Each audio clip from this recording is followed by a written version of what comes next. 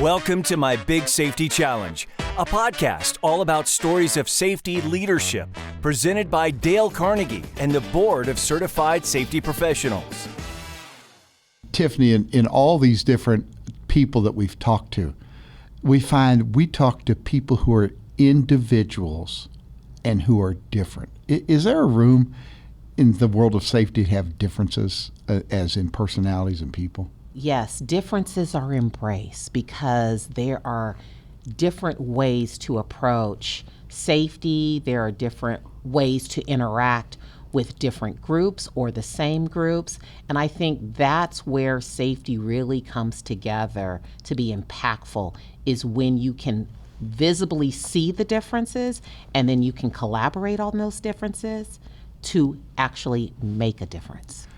And that's the beauty of safety professionals. Don't have to be like this cookie cutter, No. that we all have to be the exact same way. We're aiming towards similar goals, but people need to realize who they are. They're made that way, and they need to enhance those strengths. And I believe you're going to see somebody today that's got some really intriguing strengths that they bring to the table. Yes. So our next guest is Jay Harf. Jay, welcome to the podcast. How are you today? Thank you for having me. I'm great. It's great to be here. Great to talk with you both, Merle and Tiffany, and just excited to exchange this banter and talk about safety, because it's something I love to do, and I'm grateful for the opportunity today. So thank you both. Wonderful. So why don't you tell us a little bit about what you're doing right now, what your role consists of, how long you've been doing it, so that our listeners can get a better understanding of your impact to safety right now. Sure. I'm starting my 28th year in environmental health and safety. I work for Xylem Incorporated, which is a global water infrastructure company right now. I'm with Xylem for about coming up on 18 months now, and have been with them. Prior to Xylem, I was with L'Oreal Cosmetics for 14 years, and prior to that, I was with Johnson Controls for 7, and Marsh & McLennan for 7 out of Philadelphia, Milwaukee, and now Allentown, Pennsylvania. So I'm back to where I'm born and raised almost. Nice. So those are some great organizations you've worked for. And in your current role, what is your exact title, and what is your day-to-day responsibilities consist of? Yep, my exact title is Vice President of Global Environmental Health, Safety, and Operations Sustainability. And, my mission is to protect and serve all of our people and their families at Xylem. I think that is what I'm put on this earth to do. And my birthday is actually April 28th, which is National Memorial Worker Day. And so I figured that out later in my career, but now I can say I was actually born to be in this business, believe it or not. So, but my mission is to protect our people, send them home the same way they came to work, back to their families and their loved ones, and also, guarantee an environment of governance for not only regulatory compliance with the environment, but improving the sustainability of our operations with regards to wastewater and carbon dioxide and our footprint on the earth. Because quite honestly, that part of my role is treating the earth as if we want to stay. And that's what I'm working on day to day. Now, Jay, you are a person with real purpose and real direction in that statement. What does that do for you every day to have that purpose you're aiming for? How does that just affect life and living for you? Well, I love what I do, Merle. Like, to be honest, I think COVID exposed me more than anything in understanding that being alone in an office environment at my home, I began to realize really quick, although I was like everybody else, a little scared about what was happening with COVID, a little bit of fear, never having anything like this in my career.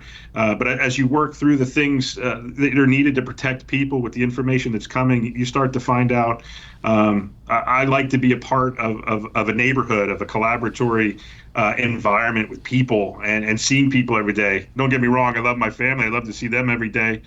They maybe didn't love to see me every day working from home all the time. That certainly But you changed seem the like dynamic. you get energized by people and interacting with them. Good. I do. I found out that I love people, and that's what I'm here to do. It's my mission, my passion, my purpose. It's what excites me.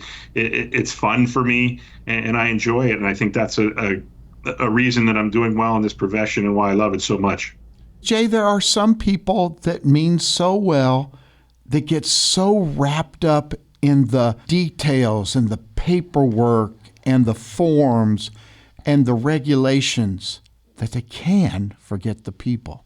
What's your experience with that? I faced that coming out of college in 1995 because that's how you get your experience. And I think that's one of the things and the challenges I had to overcome in my career, which was I got to learn all this stuff. I'm insecure as it is as a 22-year-old safety professional. You have to learn the regulations. You have to learn the system. You have to learn the risks. And I think that's what I would call transactional leadership at some point. So what you just described to me, I see as a necessary part of the profession, which is transactional leadership. There's also transformational leadership to lead towards a vision. And then ultimately, there's servant leadership. So I get what you're putting down, Merle. You got to be careful not to lose sight of the human being. But I think in this profession, you got to have a little bit of that and learn from that as your career path grows, quite honestly, because it's part of the job. So if you're talking to some of our listeners, I'm assured that what you're saying is resonating with some of the listeners. Some are saying, yes, this is exactly who I am. But there could very well be some listeners who are still, through the duration of their career, still very focused in the transactional leadership of it, right? As Merle was saying, what made you turn the corner? Now, for you, it was evaluating kind of your personality and figuring that out. What you figured it out, but for those who are still on their respective journeys of still trying to figure it out, taking all the assessments, all the tests, and if you were giving them a last-ditch effort of how do you turn the corner to change your perspective, to focus on the people and be less transactional, what are some real critical tips that you can give them to help them turn that corner and realize this is about the people? It's not about your career and your trajectory of your career. It is truly about the people. Well, one, play to your strengths, right? I know that's not going to answer your question right off the bat. So let me just back up here. For sure, with your self-reflection and your self-understanding and educating who you are and what you do, you should naturally play to your strengths. One, why? Because that's where you're going to get your joy from. That's where you're going to get your confidence from. That's where you're going to get your enthusiasm from. For me, it was with people. But to answer your question, I think you have to force yourself to be out of the office. And this is cliche, and I'm sorry up front for this. You got to be on the factory floor or in the environment learning from people that you wouldn't normally learn from. And I don't mean from age. I mean experience, understanding what somebody does every day, the ride along. I'm learning things in the 28th year of my career from ride-alongs with our service technicians that I didn't know existed. I'm learning about bugs that cause rashes that I've never even heard of in North Carolina and Georgia for our service technicians. I'm talking to people, all sizes, shapes, and colors, and political views. And I will tell you, it doesn't mean a thing, somebody's political view, when they're your employee. It doesn't mean a thing what color they are, what race, creed, sexual orientation. Your mission is to protect them all. So you have to navigate that no matter what your personal worldview is, and know that no matter what, I'm going to go out with you and make sure that you come home the same way you went to work today. And that is my mission. And ultimately, you have to force yourself to do that, to interact with people, to be a part of people. So if you're insecure, having that people focus as a value system personally, if you're mature enough and can recognize that, then get after it and always be out in the field generating praise and being with people, making other people happy about the work they're doing, giving them praise, understanding their risk, mostly listening, to tell you the truth. That is where you're going to find your passion for people. Really, that would be my answer to your question, probably longer than you needed. No, this is wonderful. But Jay, you were rattling off those principles. You were giving those principles, which, you're kind of taking my place here, which is good. I'm sorry, Merle. No, that's good. That's even better when it comes from you. But Jay, here's a person. How can we help the person that says, but I just like I just like the security of this. It's hard for me. And I say that with compassion. How can we help? What would you encourage somebody that's thinking that right now? Well, that might be part of what you're best at to serve people. And it's okay to do that too. Maybe your mission is to be in the office to help improve management systems, to help with the transactional piece. Maybe that's the strength that you play to be successful in the environmental health and safety field.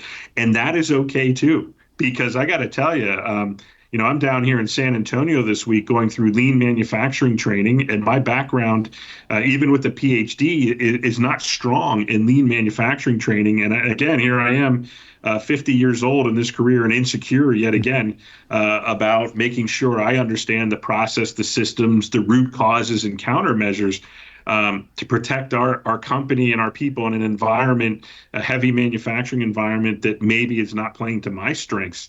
So here I am again trying to learn and be an expert.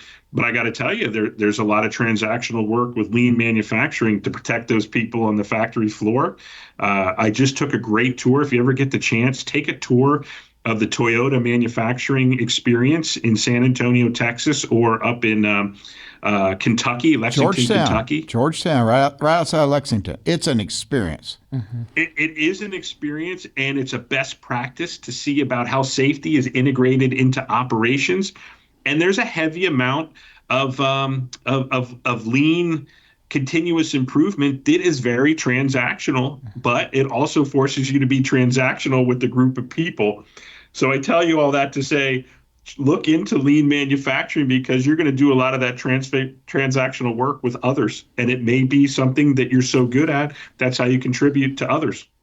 Yes, and the transactional definitively has its place. But one of the things that you pointed out, and I think that it really needs to be highlighted in our conversation, is that you are a consummate learner, and that even though you're feeling insecure about where you are in your knowledge of lean manufacturing, that you still jump in, you learn it, and then you are realizing that you thrive in uncomfortability, right? There is growth, transformational growth when we are comfortable. When we are always navigating, not just as safety professionals, but any kind of professional in our sweet spot, then there are so many blind spots that come into play.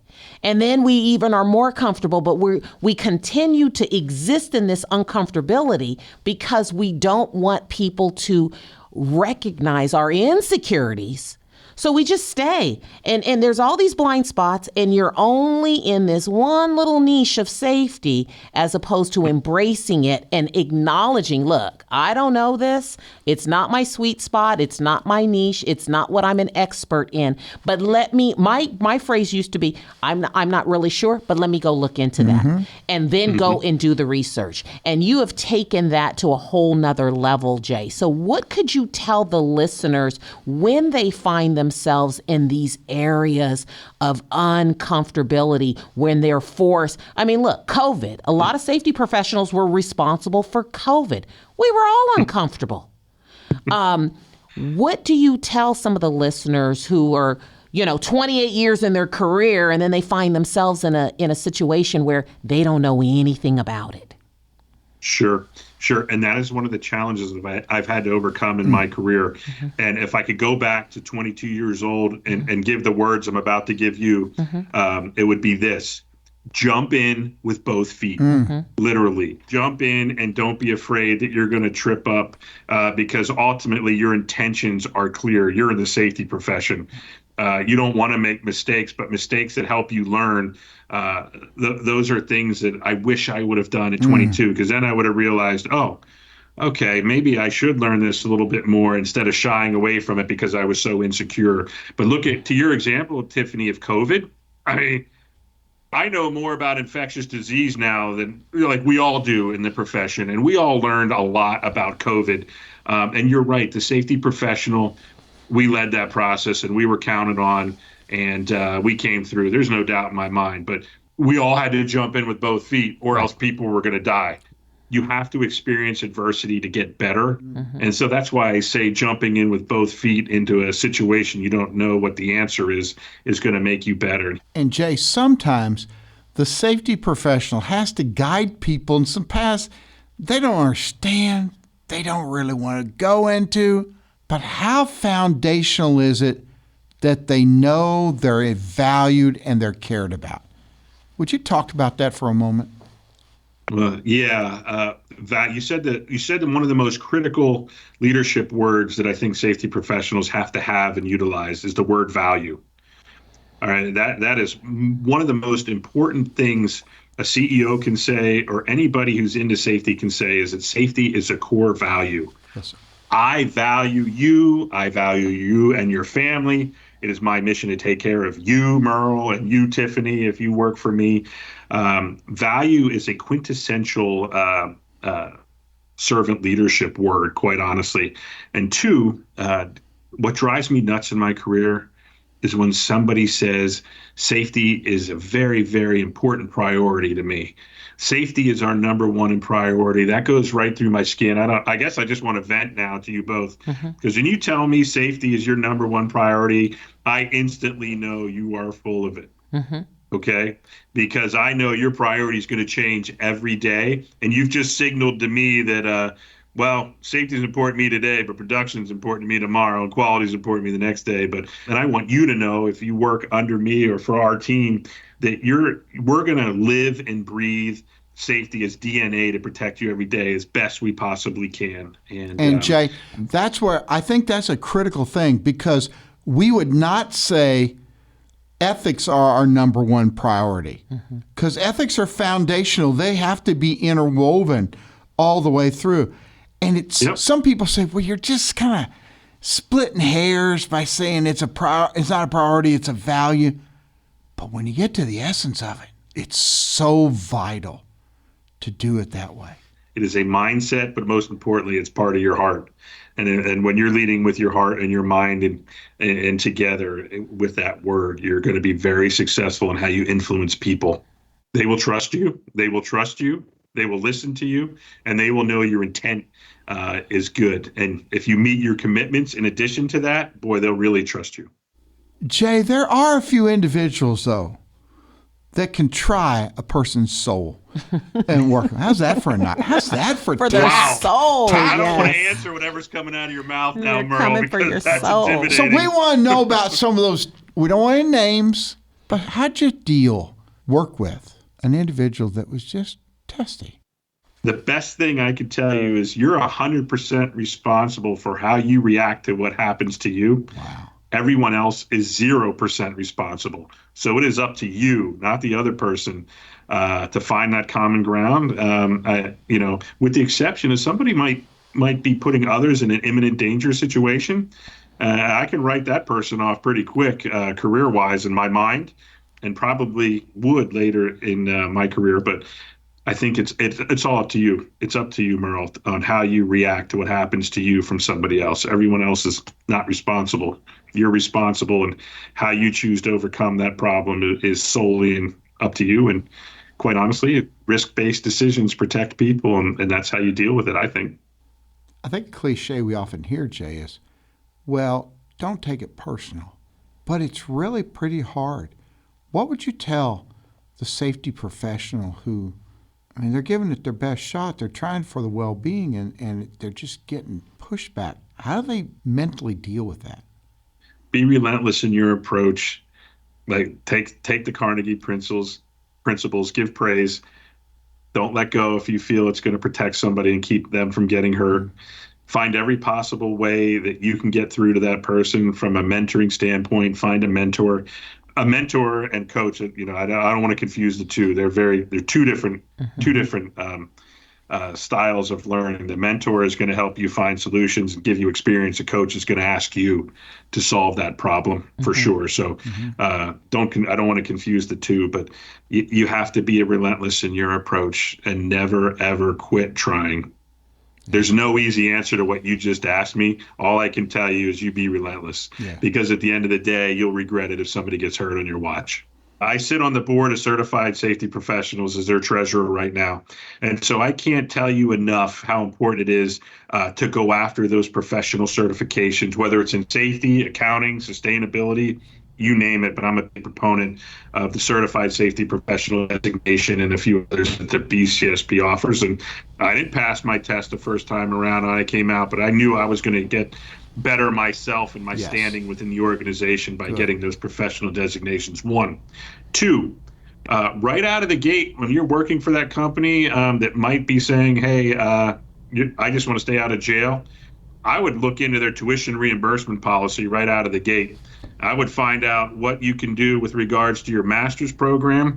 Like for me right now, I'm looking at lean certification or your internal learning management system. What can you take for free inside the company or outside the company to get ahead with your knowledge and your skill set, to position yourself should you not want to stay with that company for that value of protecting somebody from going to jail.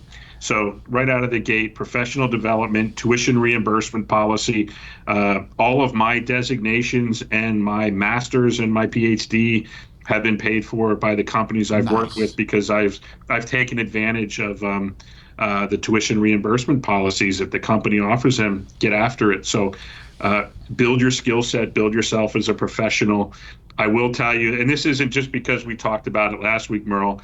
I'm born and raised. I think the most important book I have in my bookshelf is by Carnegie, How to Win Friends and Influence People. And there's a few others, but what'd that mean to you, Jay, that book?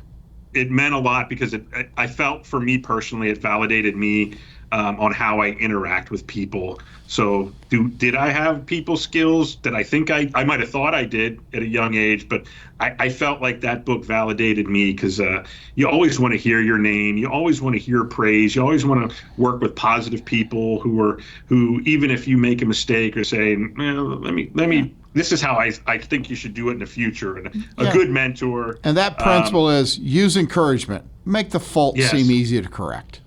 Man, correct. That's not made for our profession, because people do make some mistakes. And so we say, okay, let's dust it off and go after it again. All the time. And you learn those things in that book. Yeah. So I think you're saying, invest in yourself, take advantage. Don't just get stagnant. Don't just whine that you don't like, but grow.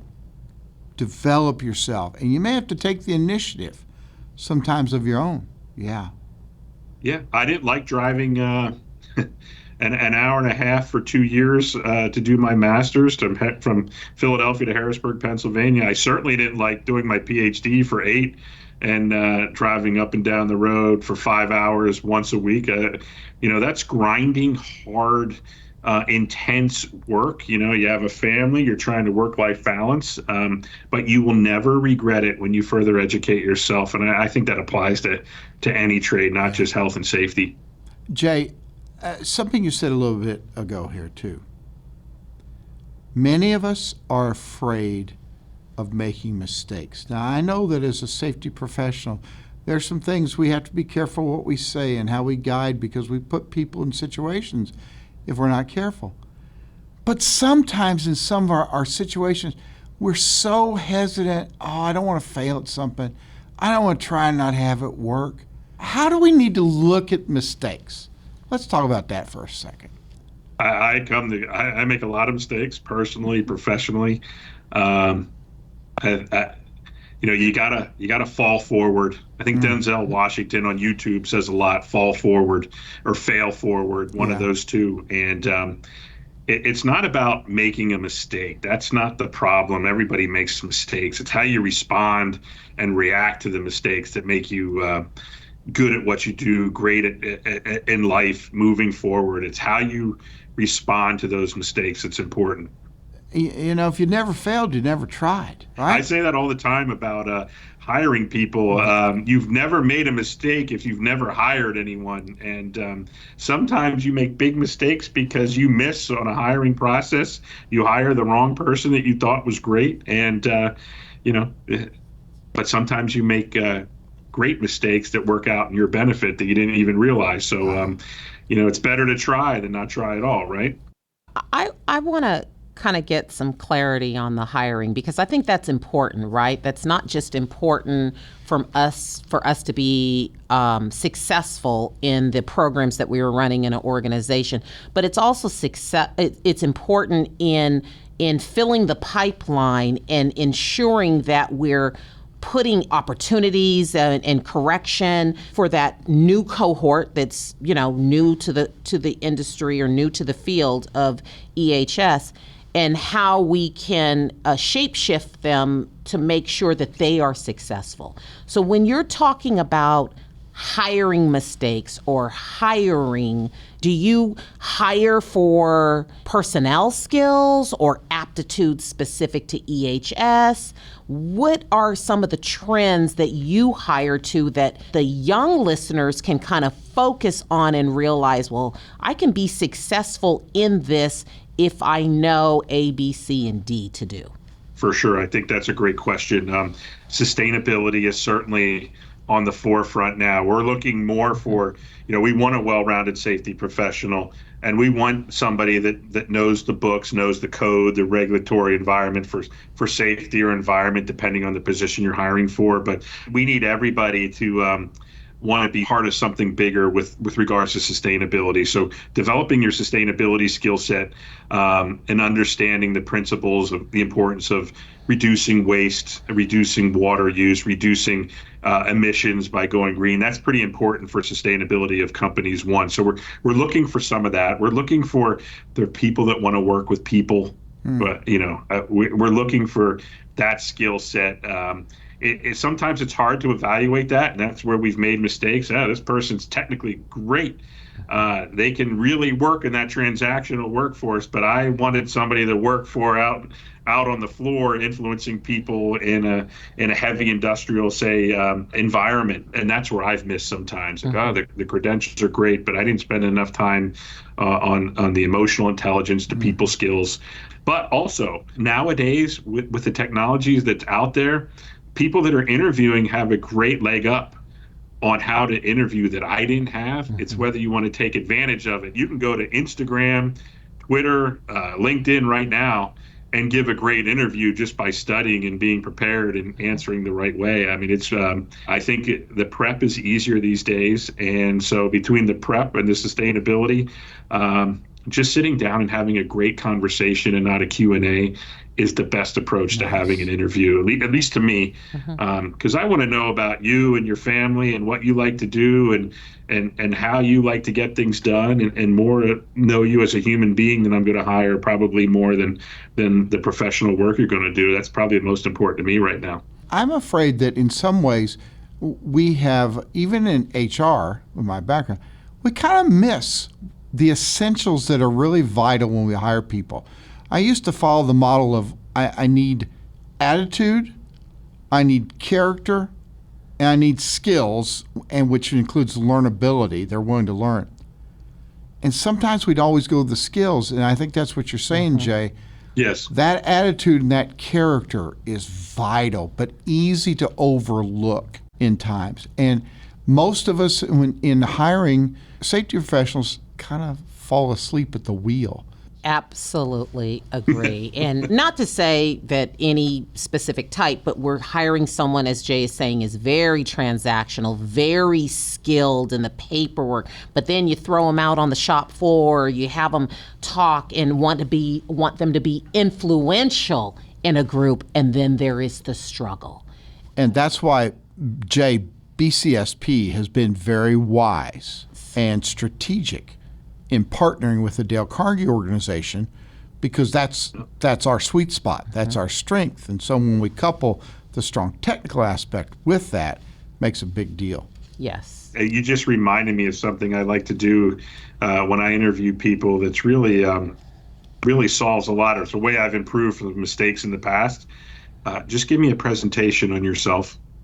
Give me a presentation, even if it's on a simple PowerPoint on yourself. Tell me about your bio first in a presentation. Let me see your skills standing up in front of some of the team members. And I think that is a great way to get through some challenging parts of an interview and really relax people. Start with the presentation, but not anything intense, but just more. I want to hear about you first. Present it. Show me a picture of your dog, your cat, or your family. I love that. Where you're from. What's your favorite thing to do? The greatest university, obviously in the United States, is University of Pittsburgh. I want to see that cathedral of learning, or the football stadium. Who got this guy in here for this interview? Who brought him in? The greatest university. Yeah. But I want to kind of piggyback on sweet spot. You talked about, Dale Carnegie, leadership is the sweet spot. We all have a sweet spot. I have my sweet spot. Jay, what is your sweet spot, and how did you unveil what your sweet spot is? And how do you encourage other seasoned leaders or people who are new to the profession to really find their sweet spot and really go with that, but still always becoming well-rounded, but really thriving in your sweet spot? What is your sweet spot? How did you get there, and how do you encourage others to get to theirs? My sweet spot, and I don't want to be cliche, I'll tell you why. My sweet spot is leadership. Because at a young age, everybody told me that to be successful in safety, you needed all these important components, right? You needed the regulatory compliance, you needed management commitment, and you needed management leadership.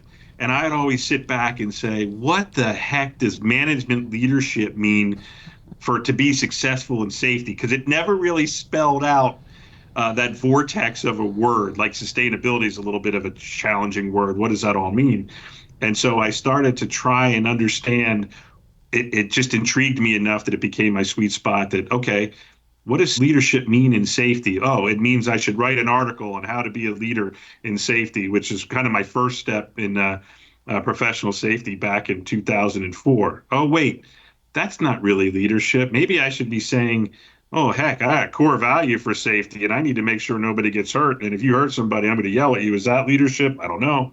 But as I progressed through my career, I found a doctoral program that was near me in corporate leadership, and wrote my dissertation on what CEOs said about safety as leaders of high performing safety organizations. So it's begun this.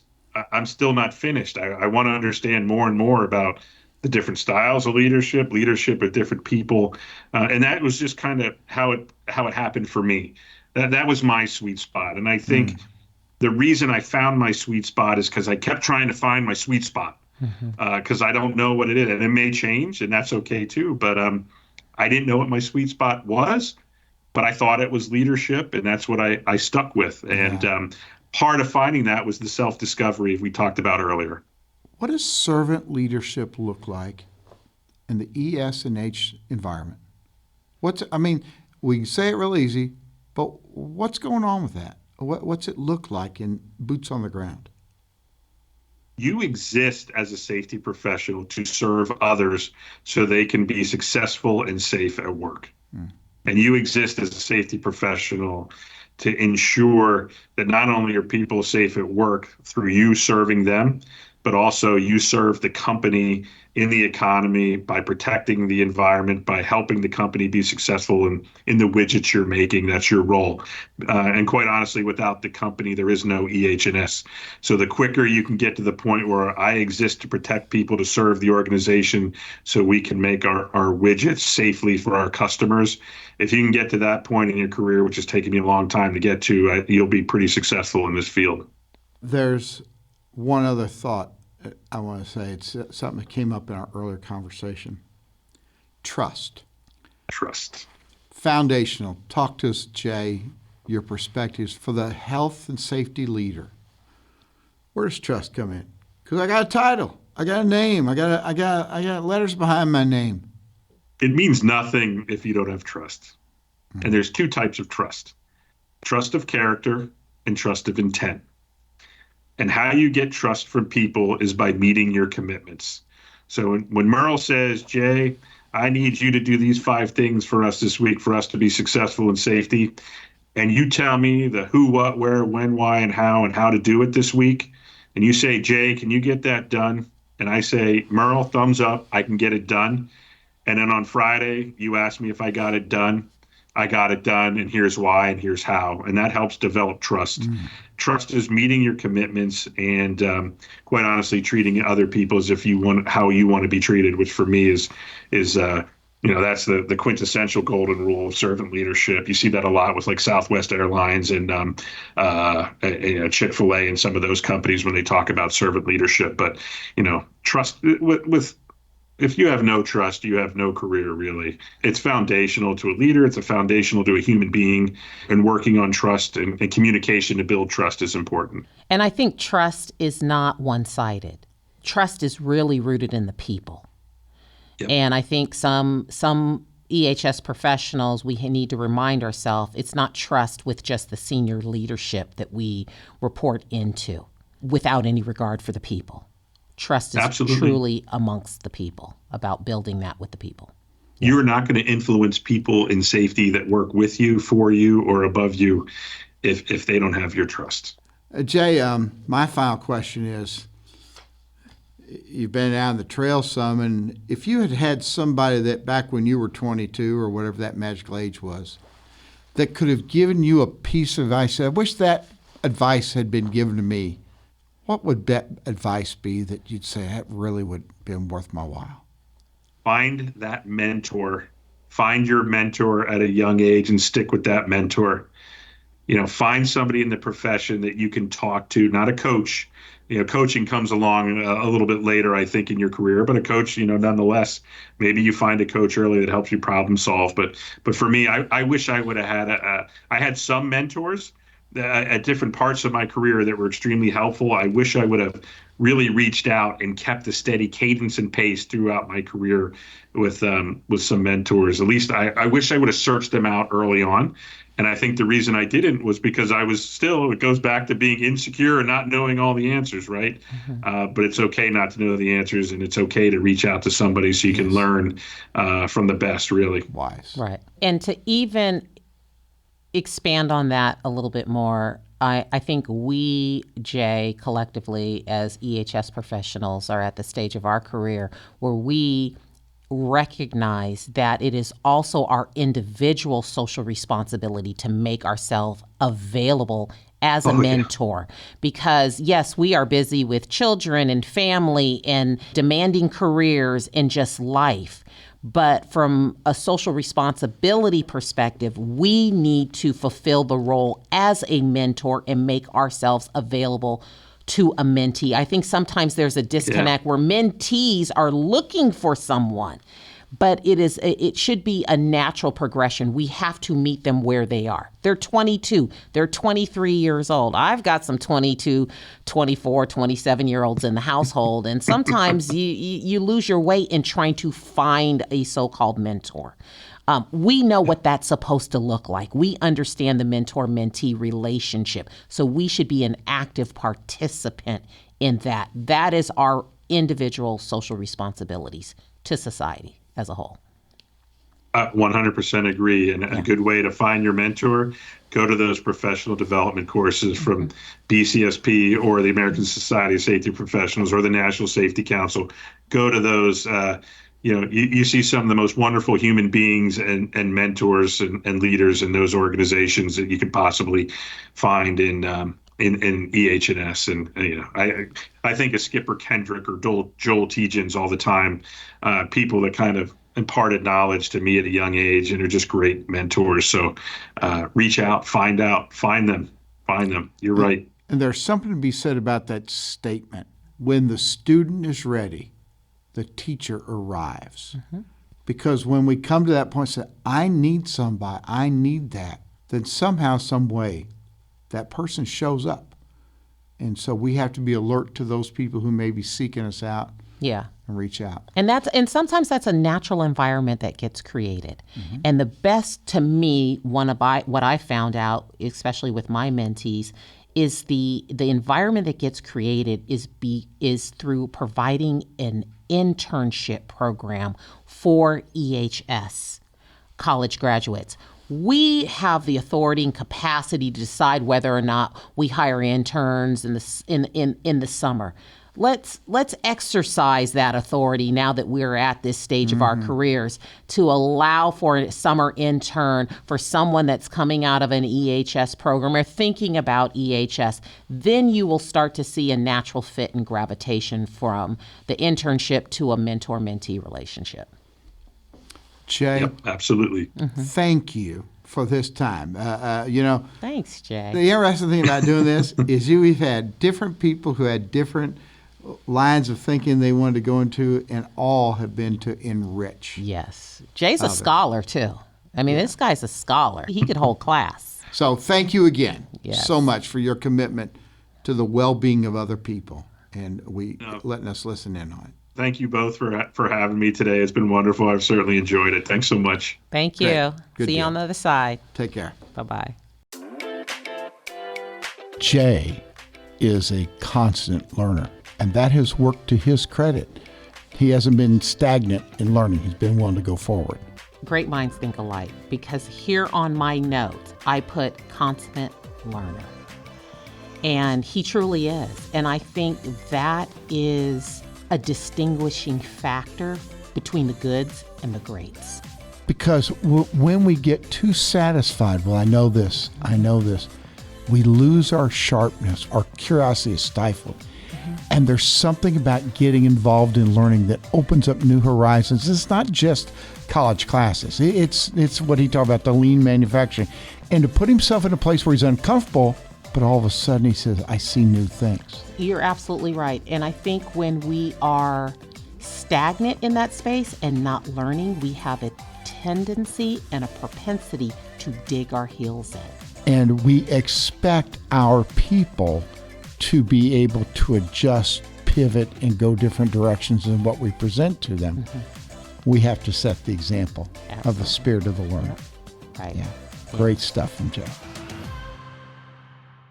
Thanks for listening to My Big Safety Challenge, a podcast produced in partnership by Dale Carnegie and BCSP, with your hosts Dale Carnegie Master Trainer Merle Heckman and Tiffany Felix, Senior Vice President of Global Environmental Health and Safety for Paramount Global. Executive produced by Charlie Eltringham. Supervising producer Michael Escobedo. Audio engineering and editing from Michael Escobedo and Chiachi Liu. Editorial support from Tyson Matthews. Consulting producers are Colin Brown and Mark Sullivan. To have new episodes delivered directly to you, please subscribe on Apple Podcasts, Spotify, or wherever fine podcasts are downloaded. If you would like to share your story of a safety leadership challenge you faced, email us at info@mybigsafetychallenge.com. See you next time. Hey listeners, this is Merle Heckman, host of My Big Safety Challenge podcast. I imagine that if you're listening to this podcast, then you have some sort of safety responsibility in your job. Maybe you're a seasoned safety pro leading EH&S programs. Or maybe you're in HR and safety is one of the many responsibilities you have. No matter what your situation is, you are looking for ways to be a better leader. Well, I'd like to tell you an opportunity that's available from Dale Carnegie and BCSP. We've put together a leadership course just for safety professionals. We've taken the Dale Carnegie course and all its principles and weaved in the whole safety world to help you as a safety professional to have more influence.